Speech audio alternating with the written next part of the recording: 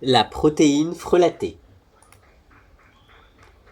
Le couloir bifurque à droite, encore à droite, puis à gauche.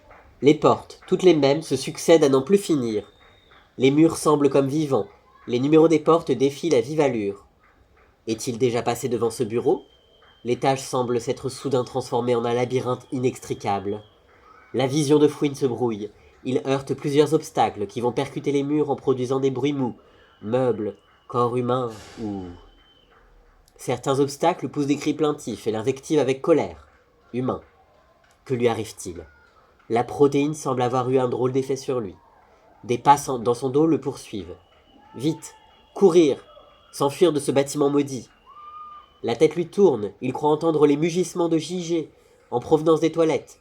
Aurait-il tourné en rond sans s'en rendre compte? Tout à coup, une silhouette immense, massive, se découpe dans la lumière de l'ascenseur et s'avance vers lui d'un pas pesant. Le sol et les murs tremblent, se fissurent. Les ampoules du faux plafond clignotent follement. Le monde semble soudain s'être assombri. Fouine se souvient de Stranger Things et la terreur s'empare de lui. Le 6e étage communique avec le monde Upside Down. S'il ne fuit pas, il va être englouti dans un monde froid, où règne la peur et la mort. Le monstre s'approche de plus en plus. C'est sa dernière chance. Fouine saisit courageusement un extincteur et libère un puissant jet de mousse qui engloutit la créature infernale, ainsi que l'ensemble du couloir communiquant avec l'enfer. Le monstre vocifère. « Mais qu'est-ce qui vous prend?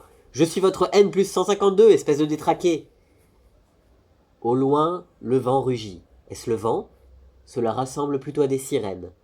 Des hommes en combinaison blanche, des savants fous prêts à exploiter ses pouvoirs protéiques hors du commun, afin de communiquer avec des mondes parallèles, le ceinture et le sédate. Fouine se débat un instant, puis il fait noir. Clique sur « La fin tragique d'une fouine ».